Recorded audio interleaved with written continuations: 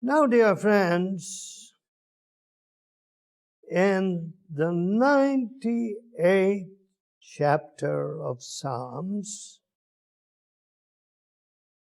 we're asked, the psalmist wants us to sing a new song, a song of victory. Oh, sing unto the Lord a new song, for he has done marvelous things. His right hand and his holy arm has gotten him the victory. The Lord has made known his salvation. His righteousness has he openly showed in the sight of the heathen. Now, we can openly show forth the salvation of the Lord, because unless people think we are fake, they will see that this is real. And when they see it's real, they will want it themselves. It's so normal and so natural. And so, my dear friends, if we don't expect something new to happen, then there's something wrong with us. Something has to happen. Otherwise, after all, life can become a very boring experience. And today, in the workplace, people work so hard that by the end of the week, they are just at the end of their tether. They have no more strength for anything else. And they say, I am ready to have a nervous breakdown. So, in the midst of this, God wants us to sing a new song, saying, I am going to do a new thing for you. Now, if this does not happen, we must go to the causes. We must have the honesty to look into the pathology of the whole thing. What is the nature of this disease? Why does it paralyze me so that I cannot move forward? If you turn to the 32nd chapter of Genesis, you can see a man who moved forward in fits and starts, largely by deception. He was just very clever. Some people imagine they're very clever, and they think they can handle almost anything because they are clever. And some of them are so naive and they think that they are so clever. So they get trapped very easily by the devil. Now, here was a man, Jacob was his name. God had great things for him, but he seemed to think, well, I can cut corners, I can grab what I want. But there was one problem which he could not fix: his deceitful nature. I couldn't fix that problem, I tell you. that deceitful nature. You know, God says, I will make a new thing, isn't it? I will do a new thing, a new creation. Old things have passed away. Behold, all things have become new. So here is Jacob. He had a crooked nature. Supplanter was his name. But a supplanter, or somebody who is deceitful, has to eventually deal with that problem himself. No one can deal with that problem. He has to deal with it. He has to face it one day or another, because it's going to hound him. It is going to pursue him. A deceitful nature is going to pursue you like a hound.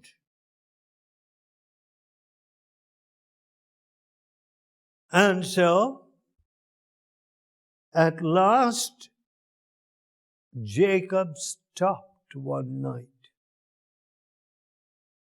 and he found himself wrestling with God.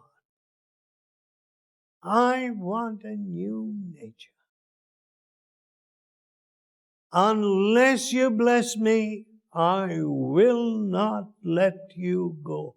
Isn't that a wonderful prayer? Should it not come out of every one of our hearts?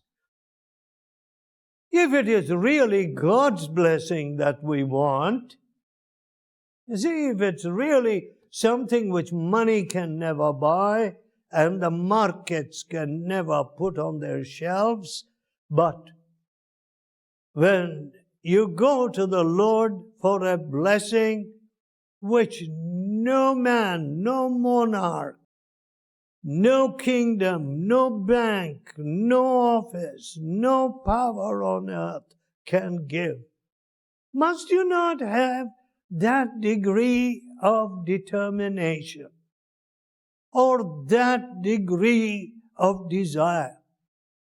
See, Lord, I need your blessing. I can't do without it. And therefore, I'm not going to let you go unless you bless me. I do not want another barren year behind me. My record is bad enough. Years have gone and years are passing far too quickly. And I don't want another barren year, an year of friction and fighting and conflict and negativity. I don't want it. So I don't want that kind of nature which gets me bogged down with that kind of conflict. I want a new nature. Can't we ask God? Are we asking too much? It's a present necessity. Lord, I want a new nature. I want to see victory where I had hitherto been defeated. This ought to come very normally from us, isn't it? The cry of Jacob ought to come very normally. But what we do is we dither and we procrastinate and we allow the years, the months, the years, and life itself to pass away. You know, my dear friends, there is a kind of sin which I cannot correct today. You may ask me, what is that horrible sin, Mr. Daniel, that you cannot even correct it? Do you know what it is? The sins of omission. The things which I should have done, which I should have accomplished, and all I have done is a pure blank there.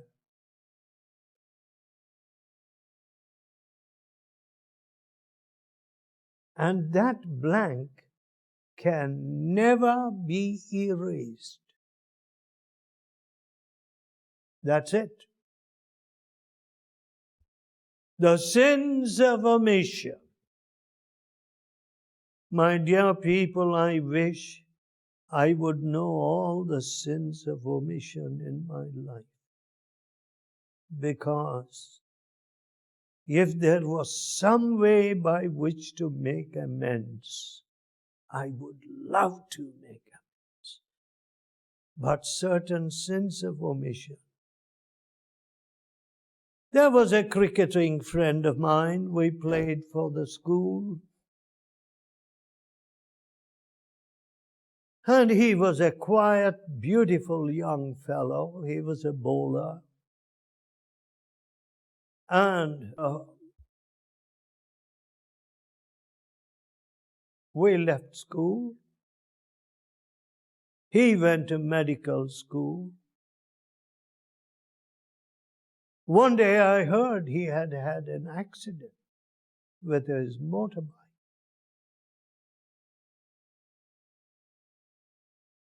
And died on the operation table. He was a very wealthy fellow. And his family owned the biggest pharmaceutical firm. They were manufacturers of medicines. I felt so bad. I was just converted. You know, I was telling my friends about the Lord Jesus, and they knew that something had happened. But I cannot recall that I ever made it a point, though we sat very close to each other in the classroom, whether I'd ever had really sought his soul. But he was gone. And there was nothing that I could do about it. So I said, I can't go to the funeral. It would be too much for me. My heart condemns me.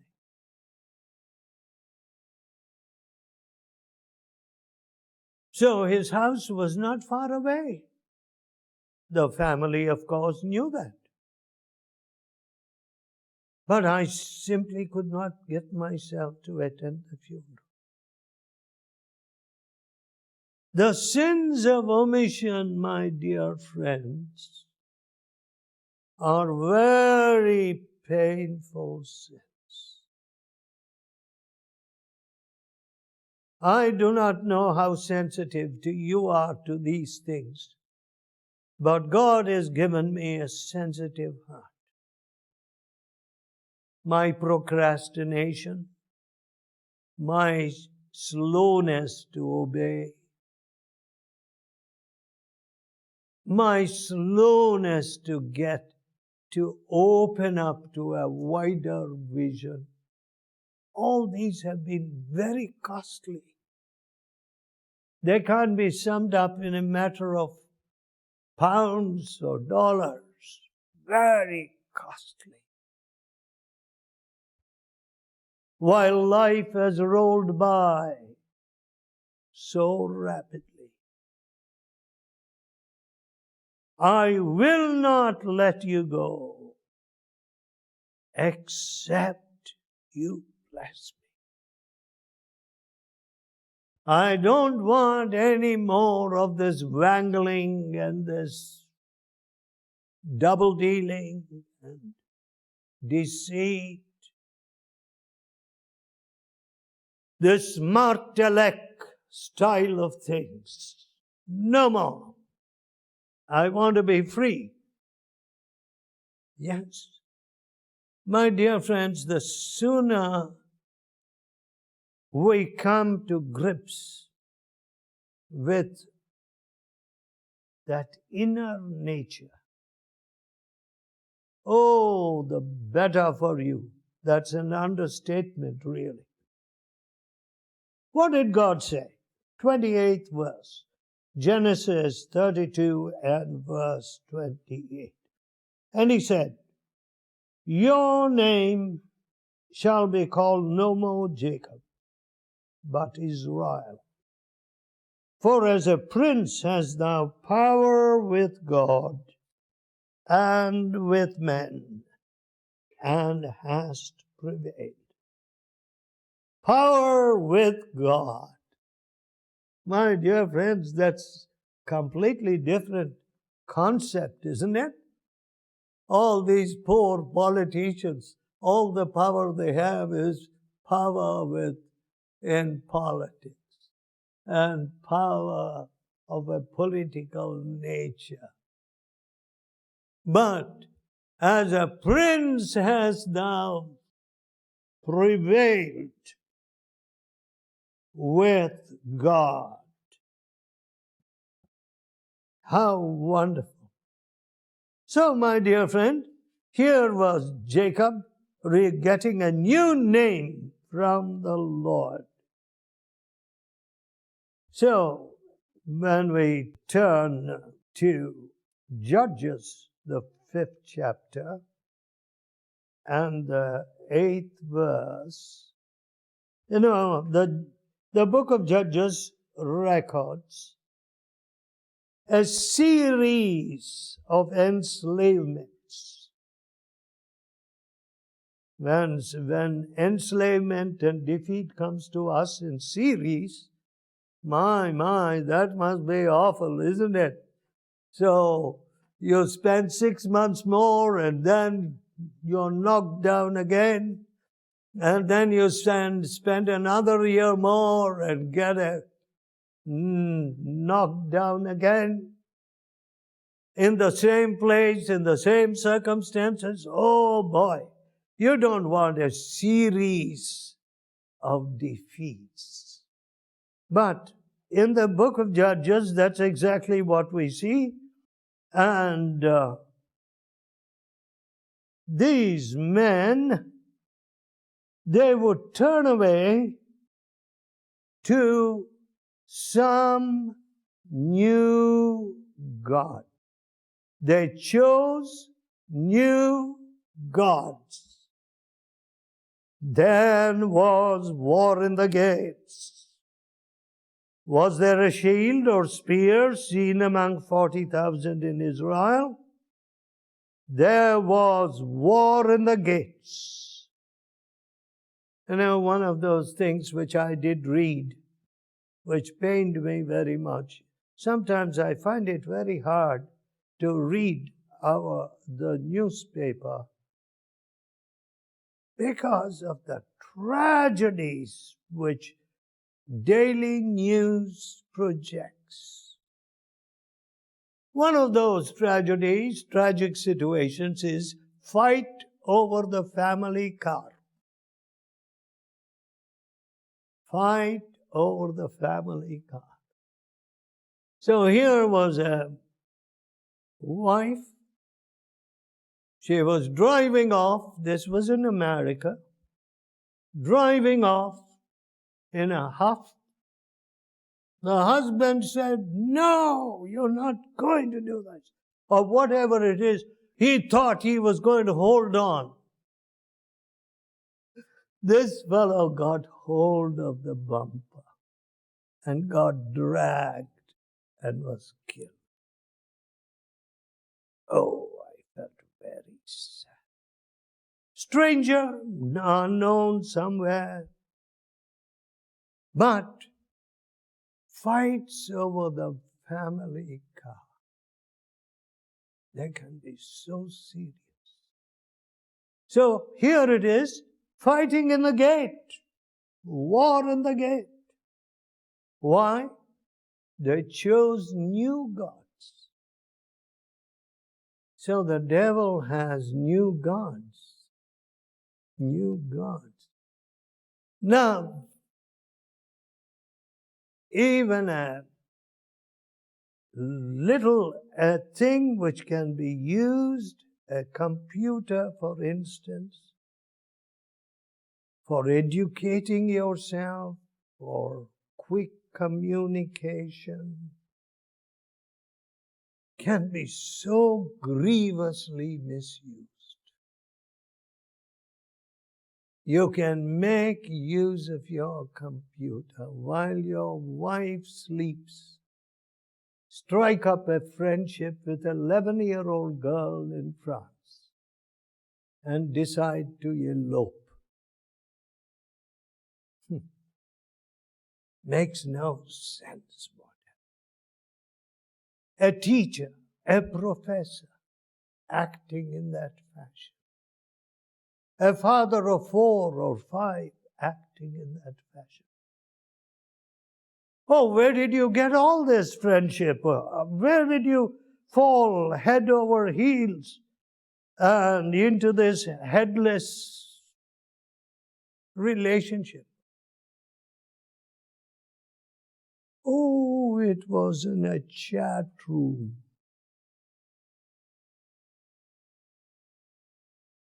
My dear friends, it's so sad that a computer has become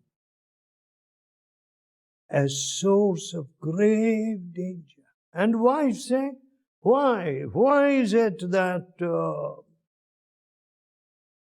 the telephone lines have consumed so much time? What have you been doing? And some argument rises and so on and so forth. So, new gods. You can make a god of almost anything. New gods. Are you thinking of new gods this year? New year, Or are you thinking of a new nature this year? Are you desiring war in the gates? Or are you desiring peace and advance? Why is it that people can't think widely? Why is it that they get so wrapped up with little non-issues and they begin to grumble, oh, somebody is doing something, this fellow is saying something, and non-issues? Why is it that their minds cannot see the real need and where it is? Friends, it is purely because of new gods, new idols, little toys with which we get fascinated. The allurement is so strong, the attachment is so deep that you become a slave to it. Now the devil wants to plant such thoughts, because once he has planted an idol of that sort, he has finished you. That's all. He has put a low ceiling on you. Many people live that way. New gods, some new idol, and they yield to it, and that's it. There will be no progress. Now, friends, out of this retreat, what are you taking with you? What have you received? Are you going to spend any extra time in prayer? Are you going to say, my Bible study was so superficial. I just skim over a few verses and I'm gone. No, I am going to study God's Word carefully and search my heart. Are you going to do so? Are you going to remove all those causes for war in the gates? God will bless you. Let's pray. Gracious Father, better people than us could not enter this new year. Come to us. Thou art the God who does a new thing. Do it for us. You did it for Jacob. Do it for each one of us. Hear our humble prayer and bless these family circles and extended families. And wherever they work, oh, make them fruitful buffs. Hear our humble prayer. In Jesus' holy name. Amen.